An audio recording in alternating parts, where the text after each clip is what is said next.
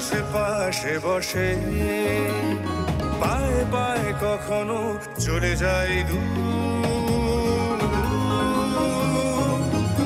এ জীবন উদযাপনের সুর, radio radio জাদু, এগিয়ে চলার সুর, রেডিও রেডিও জাদু। 90.8 megahertz community radio, Jadavpur university. নমস্কার, আমি অভিজিৎ। আমি ফিল্ম স্টাডিজ ডিপার্টমেন্টে পড়াই যাদবপুর বিশ্ববিদ্যালয়ে। আর এই মুহূর্তে 90.8 কমিউনিটি রেডিও জেইউ তার দায়িত্বে আছি। আমরা একটি নতুন অনুষ্ঠান শুরু করছি, যার নাম দিয়েছি প্রকল্প। যাদবপুর বিশ্ববিদ্যালয়ে বিভিন্ন বিভাগে নানান রকম গবেষণার কর্মসূচি নেওয়া হয়। আমরা অনেক সময় বলি আউটরিচ প্রোগ্রাম, সেগুলোও থাকে। সমাজের নানান স্তরে বিশ্ববিদ্যালয়ের যে যোগ, সেটা আমরা টের পাই প্রতিনিয়ত। নানান রকমের কাজ এখানে করা হয়। শুধু তো পঠন পাঠন নয়, বা শেখা ব্যাপারটা ক্লাসরুমে আবদ্ধ নয়, তার বাইরেও আমাদের ছাত্রছাত্রীরা বেরিয়ে পড়েন আরও অন্যান্য নানান রকম কাজ করতে। তো সে কথা ভেবেই আমরা চেষ্টা করব প্রত্যেক সপ্তাহে আমাদের শ্রোতা বন্ধুদের কাছে হাজির করতে এক একটি প্রকল্প, সেই সম্পর্কে কথাবার্তা নিয়ে আসতে। আর এই অনুষ্ঠানে অংশগ্রহণ করবেন যারা এই রিসার্চ প্রজেক্ট বা প্রকল্প তার অংশ, অর্থাৎ যারা অংশীদার, যারা কাজ করেন, গবেষণার কাজ হোক বা অন্যান্য কাজ হোক, তারা নিজেরা আসবেন এবং খানিকটা খোলামেলা কথা বলবেন নিজেদের মধ্যে। তার মধ্যে দিয়ে শ্রোতারা বুঝতে পারবেন যে কী ধরনের কাজ হচ্ছে, তার সম্ভাবনা কী, তার সামাজিক প্রভাব কতটা ইত্যাদি। আজকে এই প্রথম পর্বে, এই প্রকল্প অনুষ্ঠানের আমরা হাজির করছি একটি প্রকল্প যেটি হাতে নিয়েছে school of media communication and culture, Jadavpur বিশ্ববিদ্যালয়। এবং এই প্রকল্পটির নাম হচ্ছে her game her story, developing a media training programme for women sports.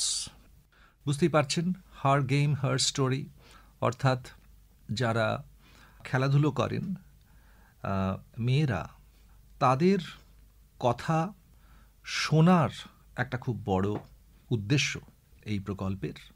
এবং developing a media training programme, এটার অর্থ হচ্ছে যে বিশেষ করে যারা স্পোর্টস জার্নালিস্ট বা ক্রীড়া সাংবাদিক, তাদের জন্য একটা কারিকুলাম, একটা সিলেবাস, একটা পাঠ্যক্রম তৈরি করা, যার মধ্যে দিয়ে তারা মেয়েদের যে খেলাধুলোর জগৎ, তার সম্পর্কে বিশেষভাবে পরিচিত হবেন।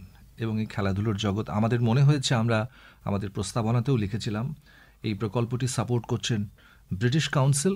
এবং এই প্রকল্পটিতে আমাদের সঙ্গে আছেন, এবং যারা মূল এটার প্রস্তাবক ছিলেন, তার সঙ্গে যাদবপুর বিশ্ববিদ্যালয়ের পক্ষ থেকে আমি আছি। তো যারা মূল প্রস্তাবটি করেছিলেন তারা হচ্ছেন ইংল্যান্ডের বাথ স্পা ইউনিভার্সিটি, এবং তাদের পক্ষ থেকে অধ্যাপক ডক্টর সুমন ঘোষ, তিনি আজকে আমাদের সঙ্গে স্টুডিওতে উপস্থিত আছেন। তিনি রয়েছেন, এখান থেকে আমি রয়েছি। আর দিল্লির একটি সংস্থা যারা স্পোর্টস মিডিয়া প্রোডাকশনের সঙ্গে জড়িত, তাদের নাম স্পোর্টস ওয়ার্কস, তারা রয়েছে।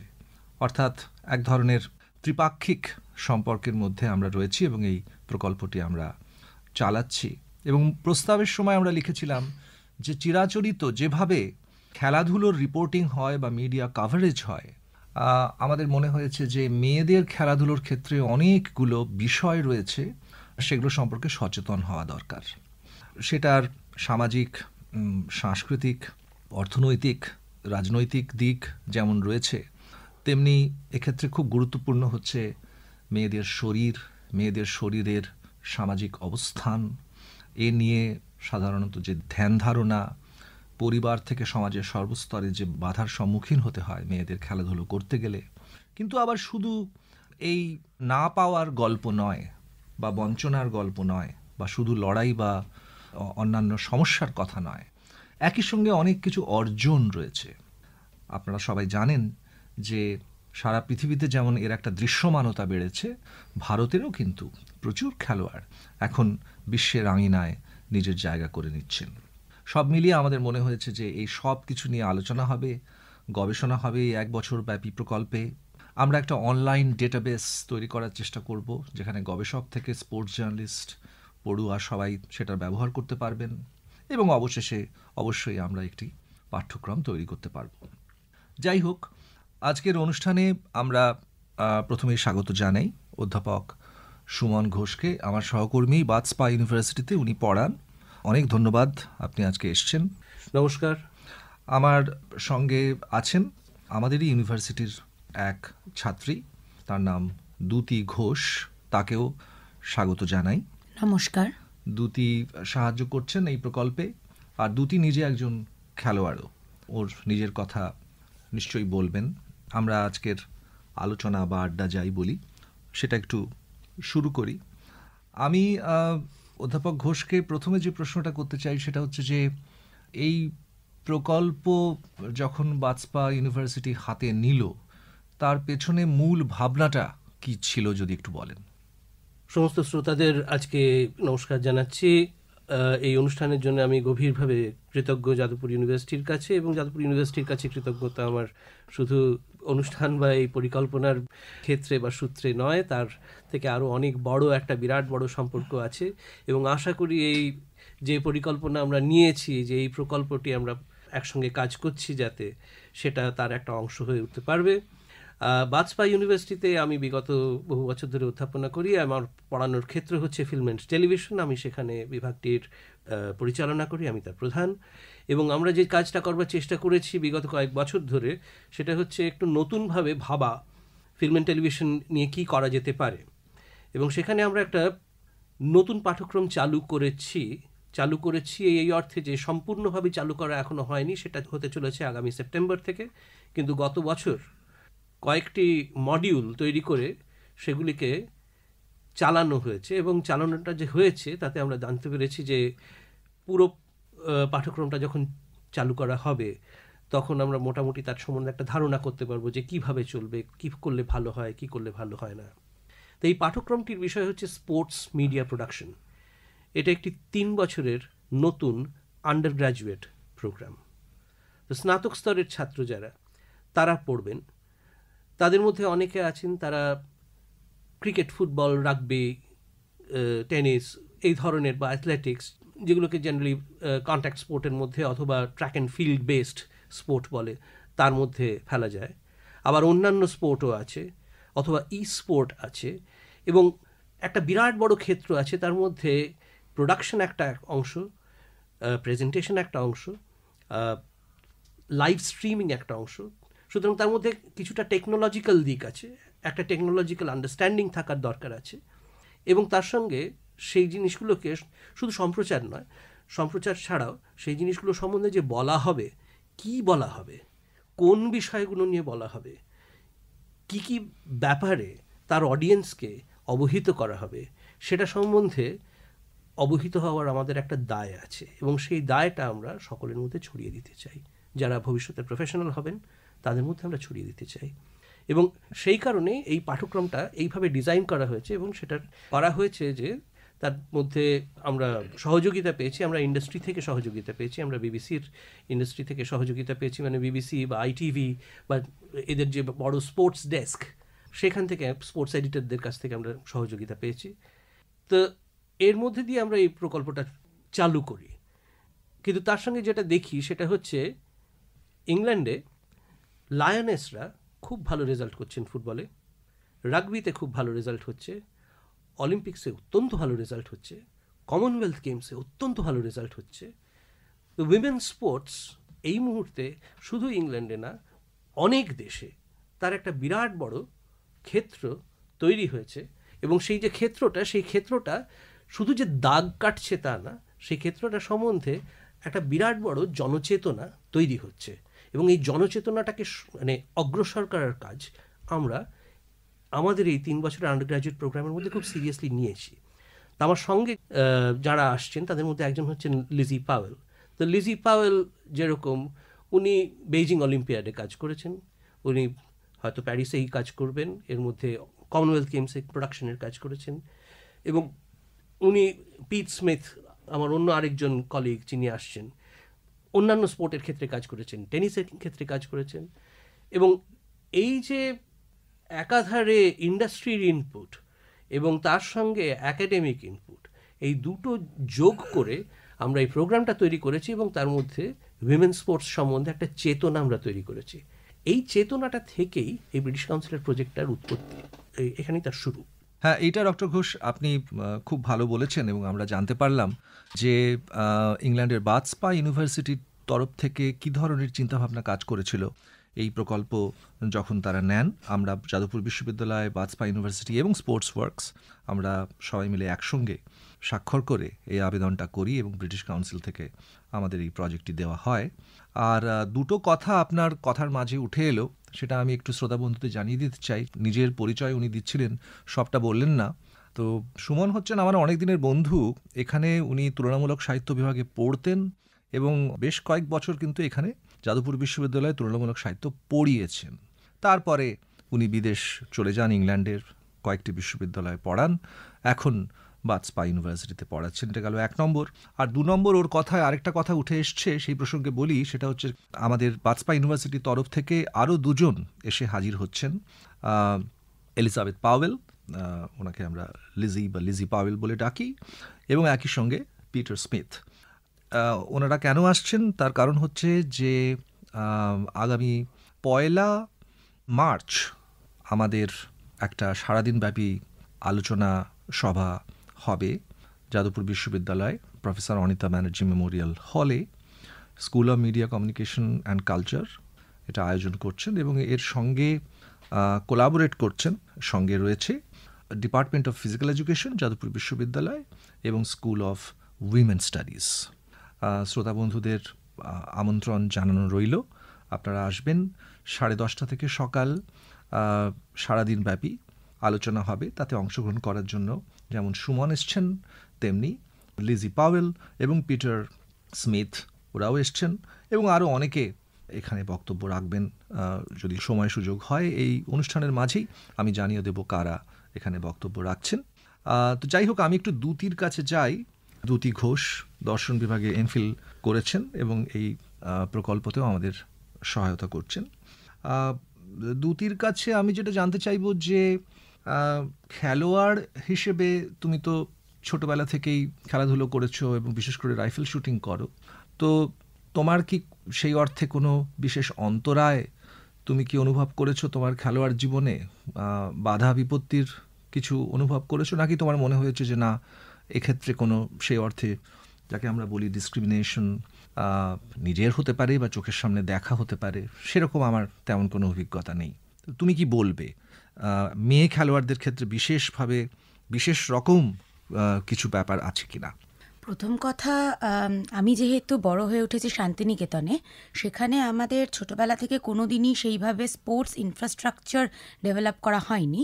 কিন্তু তবুও যারা মানে পুরুষ খেলোয়াড়, তাদের জন্য সাই থেকে বিভিন্ন ধরনের ইনফ্রাস্ট্রাকচার থাকলেও মহিলাদের জন্য আলাদা করে কোনো ইনফ্রাস্ট্রাকচার গ্রো করার কথা খুব একটা আমরা কখনো দেখিনি, অন্তত জেলায়। বা এবার স্কুলে যেসব ধরনের খেলা, সেখানে দেখা যেত সবসময় ছেলেদের এক রকমের ইভেন্ট হয় এবং মেয়েদের এক রকমের ইভেন্ট হয়। সেই বিষয়েও কিন্তু আমার অনেক ছোটোবেলা থেকে এই প্রশ্নগুলো এসেছিল যে কেন শুধু ছেলেদেরকেই কিছু খেলা অ্যাসাইন করা হবে এবং মেয়েদেরকে কেন আলাদা আলাদা খেলা অ্যাসাইন করা হবে। এরপরে যখন আমি প্রথম ফুটবল খেলা শুরু করি, তারপর ক্রিকেট খেলা শুরু করি, তখনও মানে সেটা একদম বেসিক লেভেলে হলেও কিন্তু সেখানে বিভিন্ন জায়গায় মনে হতো, মানে এই প্রশ্নের সম্মুখীন আমরা অনেক সময় হয়েছি যে তুই মেয়ে হয়ে ক্রিকেট খেলবি, তুই পারবি? বা একটা বল যে আমাকে যখন কেউ করছে, তার প্রথম একটাই কথা হচ্ছে আচ্ছা ও তো মেয়ে, ওকে একটু আস্তে বল করিস। এই যে ডিসক্রিমিনেশনটা অলরেডি মানুষের মধ্যে ইমবাইবড, এটা কিন্তু আমরা সবসময়ই দেখতে দেখতে এসছি।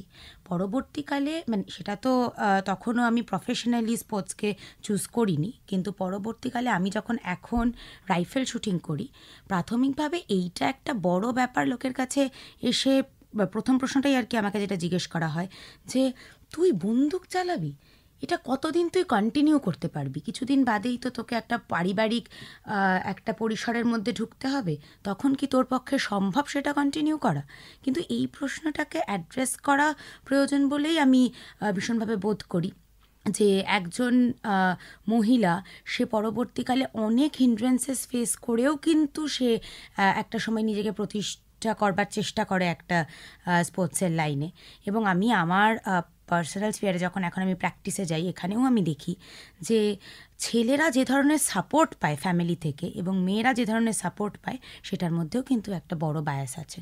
এটা সুমন, আপনি আমার মনে হয় খেয়াল করেছেন, আমাদের প্রকল্পের ক্ষেত্রে, প্রজেক্টের ক্ষেত্রেও এটা একটা খুব বড় জায়গা যে আসলে দু রকম ট্রিটমেন্ট, এটা বিশেষ করে পারিবারিক স্তরে অন্তত দক্ষিণ এশিয়ায় তো বটেই, এবং ইনফ্যাক্ট ইউরোপ আমেরিকার ক্ষেত্রেও যে ধরনের লেখালেখি পড়ছি তাতে দেখছি কিন্তু এটা সর্বব্যাপী, প্রায় এটা সর্বব্যাপী বটেই। মানে যে কারণে এই প্রশ্নের উত্তরগুলো সার্বিকভাবে খোঁজা দরকার। এই প্রশ্নের উত্তরগুলো শুধু যে দক্ষিণ এশিয়া বা পশ্চিমবঙ্গ বা ভারত বা পাকিস্তান বা বাংলাদেশ বা কোনো বিশেষ দেশ বা দেশ গোষ্ঠীর মধ্যে সীমাবদ্ধ তা না।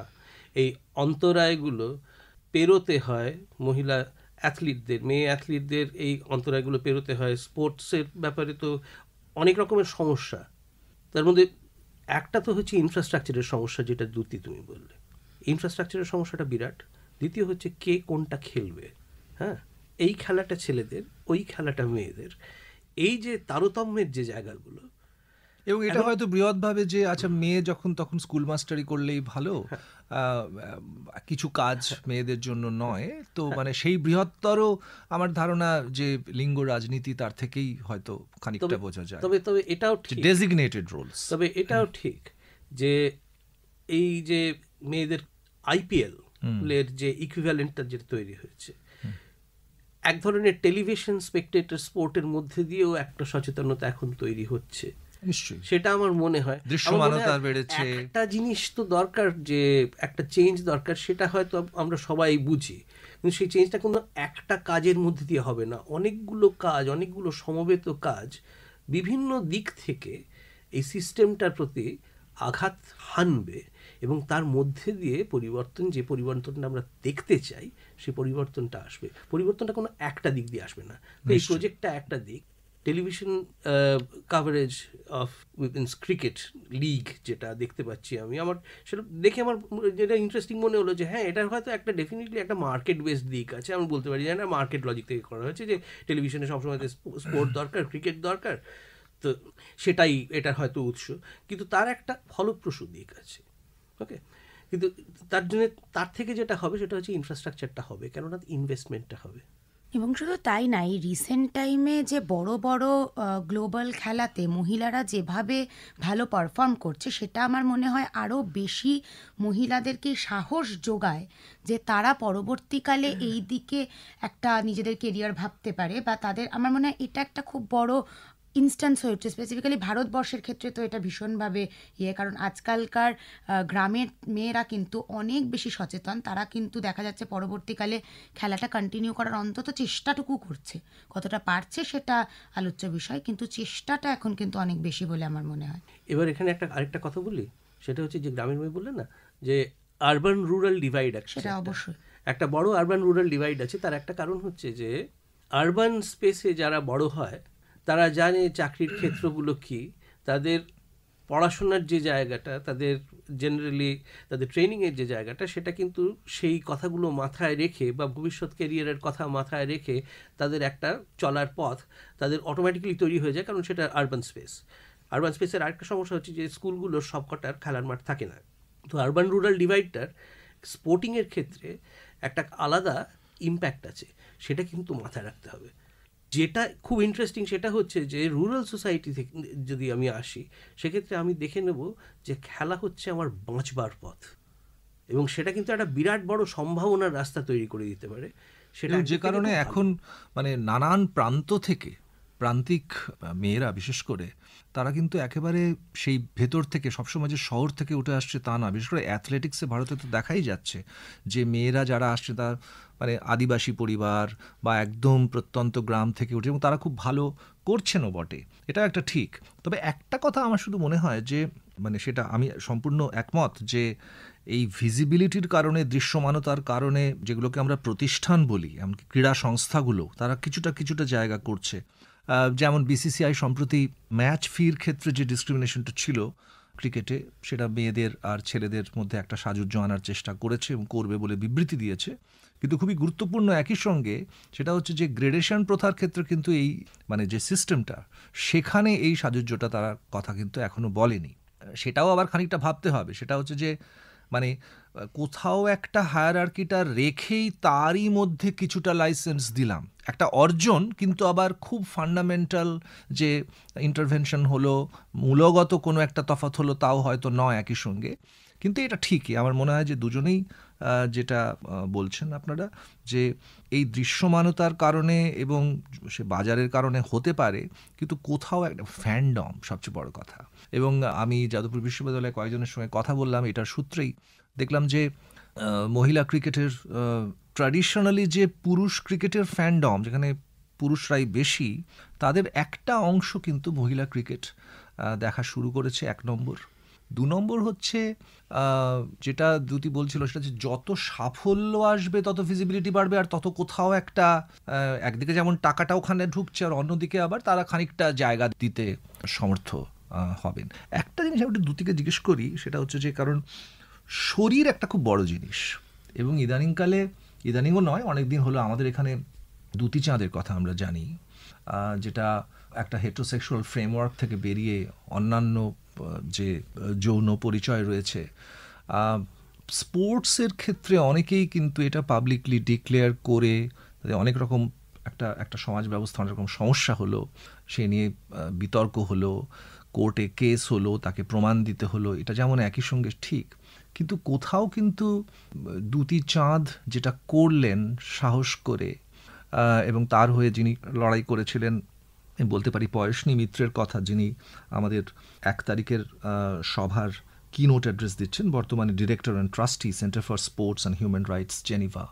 তার মুখ থেকেও খানিকটা শুনেছি, পয়সনী অনেক দিনের পরিচিত, যে তাতে কিন্তু অনেকেই এই যেমনি হার গেম হার স্টোরি বলছি, এই গল্পগুলো জনসমক্ষে আসায় অনেকেই এগুলোকে অ্যাকোমোডেট করতে বাধ্য হচ্ছেন, এবং বিকল্প যৌনতার যে স্বীকৃতি, বিশেষ করে খেলাধুলোর জগতে, সেটারও কিন্তু আমরা সেটার একটা জায়গা যদি ফ্যাশন হয়, আরেকটা জায়গা কিন্তু খুব বড় করে ক্রীড়াক্ষেত্র। এবং বিশেষ করে এদের ক্ষেত্রে যে ছেলেদের বিভাগে যাব না, মেয়েদের বিভাগে যাব, এবং একটা সময় হয়তো মেয়েদের বিভাগে যাচ্ছে বা ছেলেদের বিভাগে যাচ্ছে, কিন্তু একটা আবার সেখানে ক্রীড়া সংস্থা তৈরি করছে, নানা রকম সমস্যা ইত্যাদি। কিন্তু এছাড়াও একটা খুব বড় ব্যাপার হচ্ছে মেনস্ট্রুয়াল হেলথ বা ইত্যাদি। তো সেক্ষেত্রে আমাদের সবার মনে হয়, আমরা সুমনের সঙ্গেও এই নিয়ে দীর্ঘদিন ধরে আলোচনা করছি, যে ছেলে এবং মেয়ে বলবো না, বা যদি ধরে নিই এখন আর শুধু ছেলে মেয়ে বলছি না, যে নানান রকম পরিচয়, শরীরের যে তারতম্য, শরীরের সিগন্যালের যে তারতম্য, সেটার সঙ্গে কিন্তু নিরন্তর বোঝাপড়া করে যেতে হয়। কারণ আপাতত যদি খুব সীমিত বৃত্তে শুধু মেয়েদের কথাই বলি, সেখানেও কিন্তু সত্যি সত্যি অন্য রকমের একটা গল্প আছে। অবশ্যই আমার মনে হয় যে প্রথমেই আমরা যেটা মাথায় রাখতে হবে আমাদেরকে, যে ফিজিওলজিক্যালি যেহেতু একজন ছেলে এবং একজন মেয়ে আলাদা, তো আমার সেখানে মনে হয় যে এখনও স্ট্রেংথ, স্ট্যামিনা, এগুলোর যে মার্ক বা এগুলোর যে ডেফিনেশন, সেটা কিন্তু ওই পুরুষ খেলোয়াড়, পুরুষদের স্ট্যামিনা সেইটা অনুযায়ী বাকিদেরকে মাপা, নিরীক্ষণ করা, সেইভাবে পুরোটা এখনও সেভাবেই তৈরি হয়ে আছে। যে কারণে একজন মহিলাকেও তাদের থেকে এক্সপেক্ট করা হয় যে তারা মোটামুটি তাদের পুরো জীবনে তাদেরকে একই রকমভাবে সর্বক্ষণ সর্বসময় পারফর্ম করতে হবে। কিন্তু দেখা যাবে, যেমন আপনি বললেন, যে মেনস্ট্রুয়াল সাইকেল, যেটা হচ্ছে ওয়ান অফ দ্য মানে লিডিং সমস্যা, যেটা একজন মেয়ে ফেস করতে করতে যায়, এবং তাদের সেই সময় ধরা যাক কারোর একটা ট্রায়াল পড়লো, সেইটা কিন্তু তখন মাথায় রেখে তাকে একটা দ্বিতীয় চান্স কোনো দিনও কিন্তু খেলায় দেওয়া হয় না। তার যদি সেই ট্র্যাক অ্যান্ড ফিল্ডের দিন সে অসুস্থ থাকে, তবুও সেটা যেহেতু সে সেই স্ট্যামিনা অনুযায়ী পারফর্ম করতে পারেনি, তাই কিন্তু সেটাই তার সেটাই তাকে নিরীক্ষণ করার একমাত্র মাপকাঠি হয়ে দাঁড়াচ্ছে। আমার কোথাও গিয়ে মনে হয় যে পুরো একটা নতুন ইনফ্রাস্ট্রাকচারও আমাদের ভাবা উচিত। মুক্ত চিন্তার পথে ভিন্ন মননের খোঁজ, কমিউনিটি রেডিও যাদবপুর। আপনারা শুনছেন কমিউনিটি রেডিও যাদবপুর 90.8 মেগাহার্টজ। এই বেতার সম্প্রচারটি যাদবপুর বিশ্ববিদ্যালয়ের technical education quality improvement programme TEQIP-র অংশ। আমরা একটি নতুন অনুষ্ঠান শুরু করছি, যার নাম দিয়েছি প্রকল্প। যাদবপুর বিশ্ববিদ্যালয়ে বিভিন্ন বিভাগে নানান রকম গবেষণার কর্মসূচি নেওয়া হয়। আমরা অনেক সময় বলি আউটরিচ প্রোগ্রাম, সেগুলোও থাকে। সমাজের নানান স্তরে বিশ্ববিদ্যালয়ের যে যোগ, সেটা আমরা টের পাই প্রতিনিয়ত। নানান রকমের কাজ এখানে করা হয়। শুধু তো পঠন পাঠন নয় বা শেখা ব্যাপারটা ক্লাসরুমে আবদ্ধ নয়, তার বাইরেও আমাদের ছাত্রছাত্রীরা বেরিয়ে পড়েন আরও অন্যান্য নানান রকম কাজ করতে। তো সে কথা ভেবেই আমরা চেষ্টা করব প্রত্যেক সপ্তাহে আমাদের শ্রোতা বন্ধুদের কাছে হাজির করতে এক একটি প্রকল্প, সেই সম্পর্কে কথাবার্তা নিয়ে আসতে। এবং এই প্রকল্পটিতে যারা মূল প্রস্তাবটি করেছিলেন তারা হচ্ছেন ইংল্যান্ডের বাথ স্পা ইউনিভার্সিটি, এবং তাদের পক্ষ থেকে অধ্যাপক ডক্টর সুমন ঘোষ, তিনি আজকে আমাদের সঙ্গে স্টুডিওতে উপস্থিত আছেন। আমার সঙ্গে আছেন আমাদেরই ইউনিভার্সিটির এক ছাত্রী, তার নাম দ্যুতি ঘোষ। একটা জিনিস সুমন আপনাকে জিজ্ঞেস করি, সেটা হচ্ছে যে আমাদের এখানে পুষ্টির প্রশ্নটা খুব বড় ব্যাপার। বিশেষ করে গ্রামে গঞ্জে যারা খেলাধুলো করেন মেয়েরা, আমাদের একটা সংস্থার সঙ্গে আমি জড়িত, তার নাম এবং আলাপ। সেখানে পয়সনী এটা করেছিলেন মাঠ কামড়ে বাঁচা বলে একটা সিরিজ।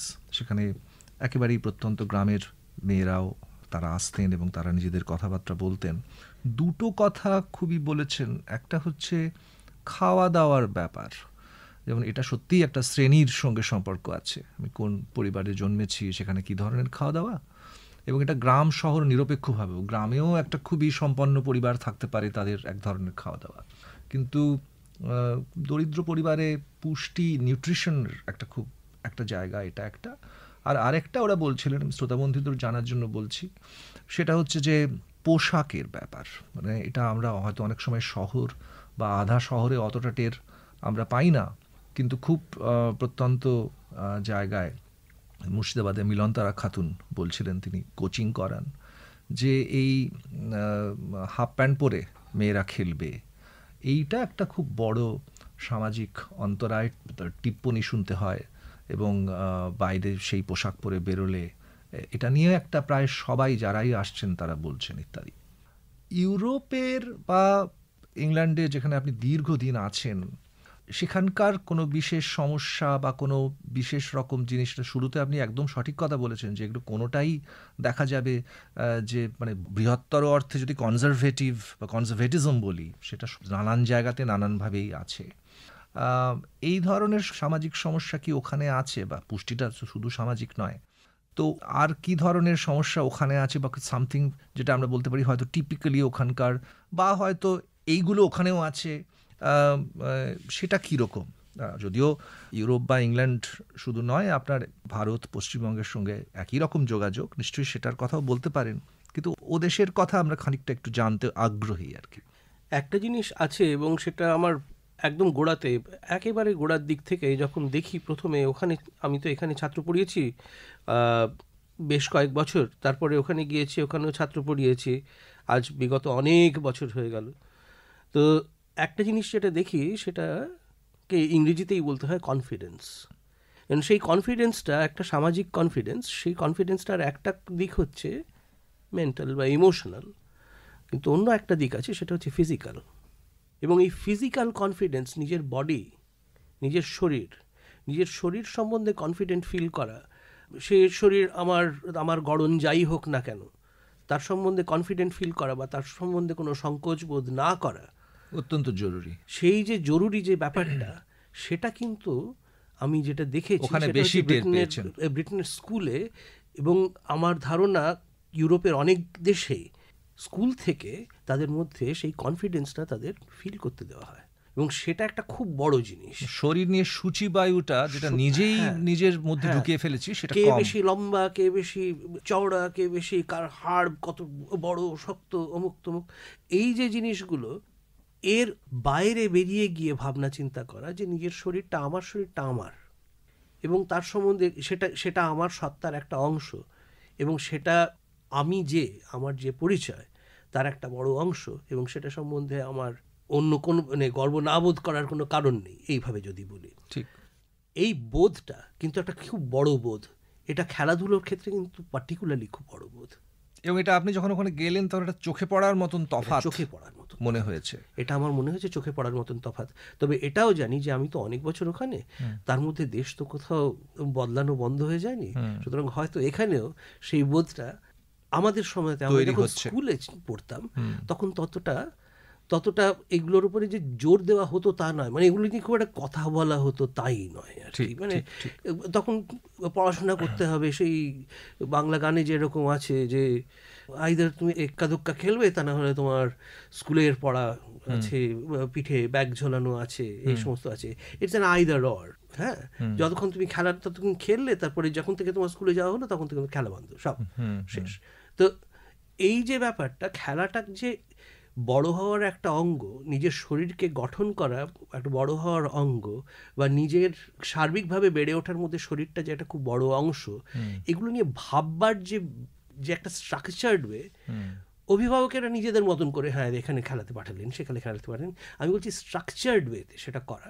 হয়তো বড় শহরগুলোতে সেই সম্ভাবনা ছিল, কিন্তু ছোট শহর, ছোট শহর, মফস্বলে স্ট্রাকচারটা অনেক কম। যদিও আমরা একটা জিনিস মনে হয় যে মানে আমাদের ছোটবেলা খানিকটা, আপনার ছোটবেলাটাও কলকাতার বাইরে কেটেছে, আমার অনেকটা অংশ কেটেছে, দুটি জানালো যে শান্তিনিকেতন, মানে এটাও আবার একটা ঠিক যে ওখানে আবার ওই বড় মাঠ আর একটা ছিল, আর আমাদের মতন বড় ছিল যে আরেকটা ছিল ওই বিকেল হলেই খেলতে যাওয়া। এক্স্যাক্টলি। কিন্তু একই সঙ্গে যেটা লক্ষণীয় ছিল যে আমার বোন বা দিদিরা কি ওই বিকেল হলেই খেলতে যাওয়ার মধ্যে পড়তো, এখন কিন্তু ভাবলে দেখা যায় যে না, ওখানে একটা ব্যাপার ছিল, সেটা কিন্তু অতটা নয়। হ্যাঁ ঠিকই, একটা বয়স অবধি মেয়েদের ছেলেদের সাথে খেলা, তাদের সাথে কাঁধে কাঁধ মিলিয়ে খেলা একটা অবধি সেটা মানে অ্যালাউ করার জায়গা থাকে। পরবর্তীকালে যখনই একটা মেয়ে বড় হতে থাকে এবং যখন তার মেনে নেওয়া হয় যে সে এখন একজন অ্যাডাল্ট হওয়ার দিকে এগোচ্ছে, তখন কিন্তু এই রিস্ট্রেন্টটা আর অনেক বেশি আসে, আলাদা করেও, এবং সেটা আলাদা করে যে এখন আর তুমি খেলতে যাবে না। ছেলে মেয়ের মিলমিশটা শুধু নয়, মেয়েরা যদি আলাদা করেও খেলে তখন ব্যাপারটা একই। একদমই তাই, সেখানে আলাদা করে যে এইবার আর তুমি খেলতে যাবে না, এতদিন খেলেছো, এই যে একটা ব্রেকের জায়গা, যে এই অবধি এক রকমের তুমি, এর পরের তুমিটা অন্য তুমি, এর পরের তুমিটা শরীরকে কনজার্ভ করবে, এই পরের তুমিটা অনেক বেশি লজ্জার অধীন হবে। এইগুলো কোথাও একটা কিন্তু গ্রাম বলি, শহর বলি, সব জায়গাতেই, স্পেসিফিক্যালি এই এশিয়ার দিকে যদি আমরা তাকাই, সেখানে কিন্তু অনেক বেশি, এবং সেখানে ধর্ম একটি বৃহত্তর রোল কিন্তু প্লে করে আর কি। ধর্ম তো প্লে করে, এছাড়াও এই কিতকিত খেলবে অথবা কুমির ডাঙ্গা খেলবে, এগুলো কিন্তু খুব জেন্ডার্ড। এই খেলার কিন্তু একটা অদ্ভুত জেন্ডার আছে। ছেলেও যখন একটা হয়তো দেখা যাচ্ছে কিতকিত খেলছে, তুই মেয়েদের মতো কিতকিত খেলছিস, এই যে শব্দ, সেটা খালি মহিলা ক্ষেত্রে না, আমার মনে হয় যে এই ডিভাইডটা দু তরফেই একরকম নিশ্চয়ই আছে। একটা দামি কথা সুমন আপনি বলেছেন, সেটা হচ্ছে যেটা নিয়ে আমরা খুব একটা আলোকপাত করিনি, কারণ আমাদের কোথাও একটা যে প্রজেক্টেও আমরা চিন্তাভাবনার মধ্যে বায়াসটা কিন্তু দেখা যাচ্ছে, যারা প্রফেশনাল খেলোয়াড়, অ্যাচিভার, তাদের নিয়ে বেশি চিন্তাভাবনা আমরা করছি। কিন্তু খানিকটা আত্মসমালোচনার ঢঙেই বলি যে মানে অনেকটা সময় আছে, আমরা নিশ্চয়ই আরও বেশি আলোকপাত সেদিকে করব। সেটা হচ্ছে খেলাধুলোটা তো শুধু কিছু একটা পেশাদার খেলোয়াড় হব এমনটা নাই হতে পারে। এই যে আপনি বলছেন যে সবার মধ্যে একটা ওই খেলি, নিজের শরীরের ফিটনেসের জন্যই খেলি, বা আনন্দ পাই বলে খেলি, আর কোনো মানে একটা অহৈতুকি ব্যাপার যে ঠিক আছে কোনো কারণ নেই, কজনই বা আর প্রফেশনাল খেলোয়াড় হয়, নাই বা হলো। কিন্তু এই যে মানে খেলাধুলো হবে বিকেলবেলা, বা বেরিয়ে যাব, খেলবো ফিরবো ইত্যাদি, আমাদের মনে হয় যে এই প্রজেক্টের কথা মাথায় রাখলে আমাদের খানিকটা বোধহয় একই সঙ্গে সেই দিকটাতেও আলোকপাত করতে হবে যে যারা সে অর্থে প্রফেশনাল নন, অ্যাচিভার নন, নিছকই এমনি স্কুলে পড়ে, কলেজে পড়ে, তারা জাস্ট খেলাধুলো করছেন, একটা আনন্দের জন্য করছেন। কেউ হয়তো বলছে যে না আমি একটু ফিটনেসের জন্য করছি, বা ভেবে করছেন না একটু ফিট থাকছেন ইত্যাদি। তো দু ধরনের খেলাধুলোও আবার আছে, একটা তো একটা খুব রেজিম, যেমন এখন কিন্তু সত্যি কথা বলতে কি এই ক্যাম্প আর এই অর্গানাইজেশন তাতে নিয়ম করে 2 থেকে 4 পাঠানো এরকম একটা ব্যাপারে জায়গায় চলে এসছে, অনেকটা প্রফেশনালাইজড হয়ে গেছে ট্রেনিংগুলো। আমাদের সময় একটা কোথাও একটা কিছু পড়ে আছে রাস্তায় বা ওখানে আমরা খেলাধুলো করছি, এবং সেখান থেকে প্রফেশনালও তৈরি হয়, কিন্তু সেটা করতে করতেই হয়তো তিনি কোথাও একটা বড় হলেন। তো এই দুটো দিকের ভারসাম্য আমার মনে হয় আমাদের এই প্রজেক্টে খানিকটা রাখতে হবে। অভিজিৎ গোড়াতেই বোধহয় আপনাদের আগে বলেছেন যে আমাদের বন্ধুত্বের সম্পর্কটা দীর্ঘদিনের। বন্ধুত্বের অনেকগুলো শর্ত থাকে, তার মধ্যে একটা শর্ত হচ্ছে এই মনের কথা ধরতে পারা, এবং এটা একটা খুব ভালো উদাহরণ। তার কারণ হচ্ছে যে এই যে প্রজেক্টটা মিডিয়া অ্যাওয়ারনেস বেসড প্রজেক্ট, কিন্তু এই মিডিয়া অ্যাওয়ারনেস বেসড প্রজেক্টটা সাকসেসফুলি রান করার একটা ক্ষেত্র হচ্ছে ট্রেনিং প্রদান করা, কিন্তু আরেকটা ক্ষেত্র হচ্ছে টেস্ট করা। কিসের টেস্ট যে তার ইম্প্যাক্ট কী হবে, এবং তারপরে সেই ইম্প্যাক্ট অনুযায়ী সেটাকে আরেকটু বৃহত্তর ক্ষেত্রে ছড়িয়ে দেওয়া, স্কুলে ছড়িয়ে দেওয়া। সবাই প্রফেশনাল খেলোয়াড় হবেন তার কোনো মানে নেই, কিন্তু সকলে যাতে খেলাকে নিজেদের ইচ্ছে মতন নিজেদের গঠনের জন্য ব্যবহার করতে পারেন, সেই ক্ষেত্রটা তৈরি করবার জন্যে যে অ্যাওয়ারনেসটা দরকার, সেই অ্যাওয়ারনেসটা যদি আমরা তৈরি করার ক্ষেত্রে কিছুটা সাহায্য করতে পারি, তাহলে এই প্রজেক্টটার বৃহত্তর সার্থকতা পাবে। সুতরাং অভিজিৎ যেটা বলেছেন সেটা এই প্রজেক্টের পরবর্তী ফেজের কথা উনি অলমোস্ট এই সময়তেই তুলে ধরেছেন, কিন্তু এটা ভবিষ্যতে হবে বলে আমার মনে হয়, এটা হওয়া দরকার বলে আমার মনে হয়, এবং এই ভাবনাটা আমাদের মাথায় আছে। খুবই ভালো। অনেকগুলো বিষয় আমরা আলোচনা করলাম, আমরা নিশ্চয়ই অনেক কথা বলতেও পারি। যেমন একটা খুব বড় দিক এই প্রকল্পের, সেটা হচ্ছে মিডিয়া রিপ্রেজেন্টেশন। খানিকটা কথা হয়েছে, সুমনও বলেছেন। তার প্রবণতাগুলো কি কি, এবং এটা শুধু মেয়েদের খেলাধুলার যে লাইভ টেলিকাস্ট, যদি শুধু সেটুকুই বলি, সেখানে শুধু কিন্তু এই জেন্ডার পলিটিক্স বা লিঙ্গ রাজনীতিটা প্রতিফলিত হয় তা কিন্তু নয়। জেনারেলি খেলাধুলোর ক্ষেত্র এখন দেখবেন যে ধরা যাক একটা IPL লাইভ টেলিকাস্ট হচ্ছে, পরিষ্কার বোঝা যায় যে খেলার মাঠে যা হচ্ছে একই সঙ্গে কোথাও একটা সমান্তরাল আখ্যান গ্যালারিতেও চলছে। সেখানে হয়তো মাঝে মাঝেই দেখাচ্ছে লোকজনকে, সেখানে একটা হাত নাড়া চলছে, সেখানে কোথাও একটা ছোট পরিবারের গল্পের একটা প্রণোদনা আছে, একটি ছেলে আর মেয়ে তারা ঘনিষ্ঠভাবে বসে আছে। এমনকি এটা এখন সারা দুনিয়াতেই স্পোর্টস টেলিকাস্টে খুবই প্রচলিত, যে লাইভ টেলিকাস্ট হচ্ছে তখন কাউকে একটা প্রপোজ করা ইত্যাদি। অর্থাৎ কোথাও একটা সম্পর্ক, পারিবারিকতা, ফ্যান্ডম এর যে প্রথাগত বৃত্ত সেটা ছাড়িয়ে নানান স্তরে আখ্যান তৈরি করার একটা জিনিস হয়, সেগুলো খুবই সূক্ষ্ম, এবং আমরা চেষ্টা করব এই প্রকল্পে সেই দিকগুলোর কথা ভাবার, যেখানে সত্যি কোথাও একটা gender sensitive representation of sports generally, সেটা সম্পর্কে কিছু বলার চেষ্টা করব। একটু শেষ কথা দুজনের মুখ থেকে শুনি খুব সংক্ষেপে, তারপরে আমরা অনুষ্ঠান শেষ করব। দুটি যদি কিছু বলতে চায়। না, এই প্রজেক্টের সাথে যখন আমি প্রথম যুক্ত হই, আমার কাছে কোথাও একটা গিয়ে মনে হয়েছিল আমি যেন আমার গল্পটা কোথাও একটা বলতে পারবো, সেরকম একটা পরিসর। এবং শুধু আমার বলে না, এরকম অনেকগুলো আমির গল্প উঠে আসবে। তো সেই কারণে আমার মনে হয় যে এই একটি বিষয়ে যদি আমরা সত্যিই একটু কাজ করি, বা এটা যদিও খুবই ছোট একটি পদক্ষেপ, কিন্তু আশা করি যে পরবর্তীকালে এটা একটা কি বলবো আশানুরূপ একটা দৃষ্টান্ত হয়ে দাঁড়াবে। যদি খুব ভালো বললে, এই গল্পগুলোই আসলে দরকার। এখন আমাদের এই যে এই প্রজেক্টটার টাইটেল হচ্ছে হার গেম হার স্টোরি। গল্পগুলো কে বলছে? গল্পগুলো বলার অধিকারও যাতে যাদের গল্প তাদের হাতে থাকে, সেটা আমার মনে হয় খুব জরুরি। এবং সেই গল্প বলার ক্ষমতা যাতে তাদের থাকে, তার জন্য তাদের হাতে সেই টুলসগুলো প্রোভাইড করা খুব দরকার। সেটা এই প্রজেক্টের একটা খুব বড় অংশ। এই প্রজেক্টের অনেকগুলো দিক আছে। একটা দিক হচ্ছে ক্ষমতার হস্তান্তর বললে বোধহয় বড্ড বেশি বাড়াবাড়ি করে বলা হবে, কিন্তু আখের ব্যাপারটা তাই যে গল্প বলার অধিকারটা মুষ্টিমেয় কয়েকজনের হাতের বৃহত্তরভাবে যদি ছড়িয়ে দেওয়া যায়। আজকে আমরা সোশ্যাল মিডিয়ার যুগে বাস করি, সেখানে আমাদের প্রত্যেকের হাতে গল্প বলার ক্ষমতা এবং অধিকার দুটোই। সেই অধিকারটা এবং সেই ক্ষমতাটা যাতে আমরা ব্যবহার করতে পারি, তার জন্য যে জিনিসটা দরকার সেটা আমরা এই প্রজেক্ট এবং এর পরবর্তীকালে আমরা যা করতে চাই তার মধ্যে আশা করি আমরা অ্যাচিভ করতে পারবো। অনেক ধন্যবাদ দুজনকেই।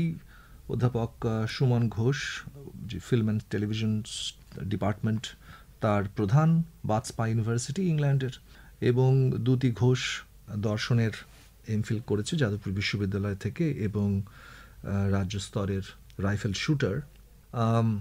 আমার ধন্যবাদ শুধু এই কারণে নয় যে আজকের এই অনুষ্ঠানে তারা অংশগ্রহণ করেছেন। আপনাদের আগে থেকেই বলেছি যে আমরা একসঙ্গে একটা প্রকল্প চালিয়ে যাওয়ার চেষ্টা করছি এবং সেখানে তাদের যে অংশগ্রহণ সেটা খুবই অর্থবহ এবং প্রতি মুহূর্তে ঋদ্ধ হচ্ছি তাদের যে কন্ট্রিবিউশন তার দ্বারা। সেই কারণেও ধন্যবাদ, ওদের দুজনেরই প্রাপ্য। আরেকটা বলে রাখি যে 1 মার্চের আমাদের যে অনুষ্ঠান সেটা ঠিক সূচিটা বলবো তা নয়, কিন্তু এটুকু জানিয়ে রাখি যে সেখানে কারা কারা রয়েছেন। আগেই বলেছি যে doctor Payoshni Mitra, director and trustee centre for sport and human rights, Geneva, তিনি কিনোট অ্যাড্রেস দিচ্ছেন। এছাড়া বাথস্পা ইউনিভার্সিটির লিজি পাওয়েল তিনি বলবেন, সুমন নিজে বলবেন। সুমনের যে প্রেজেন্টেশন সেটার নাম উনি দিয়েছেন women sport, media and the wider humanities, Genesis of A project. তো সবকটা তো আর শীর্ষক আমি বলতে পারবো না, তবে অনেকেই বলছেন। ডক্টর শুভ্রাংশু রায় বলছেন গ্রাম বাংলার মেয়েদের খেলাধুলার জগৎটা নিয়ে এবং সেখানে কী ধরনের চ্যালেঞ্জ তাদের ফেস করতে হয়, একটা বড় অংশ আছে। পিটার স্মিথ তিনি টেকনোলজির কথা বলছেন, প্রোডাকশনের কথা বলছেন, প্রোডাকশন নিয়ে কী করে মিডিয়া প্রোডাকশন হয় এবং তার ধরন ধারণ নিয়ে। এছাড়া আমাদের স্কুল অফ উইমেন স্টাডিজ থেকে সীমা নস্কর তিনি একটা কাজ করেছিলেন যারা মেয়ে খেলোয়াড় পশ্চিমবাংলার ক্ষেত্রে অলিম্পিকে তাদের অংশগ্রহণের একটা ইতিহাস, তার কিছুটা অংশ আমরা শুনব। ইতিহাস বিভাগের একজন এমফিল স্কলার ছিলেন শুভম মাইতি, বর্তমানে উনি সেটা নিয়ে বলছেন এই অনুষ্ঠানে আমাদের 1 মার্চের আলোচনা চক্রে, women's cricket and fan culture in India, issues in representation.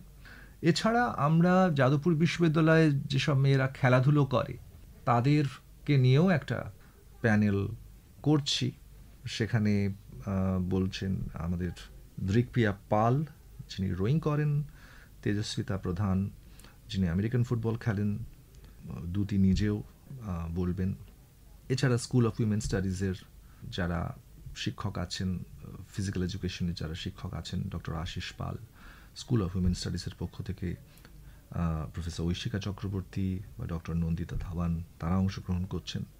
সব মিলিয়ে এই যে 1 মার্চের সিম্পোজিয়াম বা আলোচনা চক্র, তারপরে আমাদের যারা ইংল্যান্ড থেকে এসছেন তাদেরকে নিয়ে আমরা কলকাতা শহরের বলা যায় স্পোর্টিং ইনফ্রাস্ট্রাকচার বা ক্রীড়ার ক্ষেত্রে যে ধরনের ইনফ্রাস্ট্রাকচার রয়েছে সেগুলো খানিকটা আমরা দেখানোর চেষ্টা করব। তারপরে আমাদের মধ্যে আলোচনা হবে ইত্যাদি। এরপরে ওরা চলে যাচ্ছে দিল্লিতে এবং দিল্লিতেও একই ধরনের একটা আলোচনা চক্রের আয়োজন করা হয়েছে। তো যাই হোক, শ্রোতা বন্ধুদের অনেক ধন্যবাদ, আপনারা ধৈর্য ধরে শুনলেন। এই প্রকল্পের জন্য যদি আপনাদের কিছু অবদান রাখার কথা আপনাদের মনে হয় বা কোনোভাবে আমাদের সাহায্য করতে পারেন, অবশ্যই আমাদের ইউনিভার্সিটি যে কমিউনিটি রেডিওর ফোন নাম্বার আমাদের ঘোষণায় যায় সেখানে জানাতে পারেন, সেখান থেকে আমি পেয়ে যাব। আমার নাম অভিজিৎ রায়, আমি চলচ্চিত্রবিদ্যা ফিল্ম স্টাডিজ ডিপার্টমেন্টে পড়াই। স্কুল অফ মিডিয়া কমিউনিকেশন কালচারের পক্ষ থেকে আমরা সবাই মিলে এই প্রজেক্টটি করছি। আপনাদের সবাইকে অনেক ধন্যবাদ। আজকের মতন এখানেই শেষ করছি। আপনারা শুনতে থাকবেন প্রকল্প, এই অনুষ্ঠানটি 90.8 কমিউনিটি রেডিও জেইউতে। ধন্যবাদ। দূরে সে পাশে বসে পায়ে পায়ে কখনো চলে যায় দূর, এ জীবন উদযাপনের সুর, রেডিও রেডিও যাদবপুর, এগিয়ে চলার সুর, radio radio Jadavpur. 90.8 MHz Community Radio, Jadavpur University.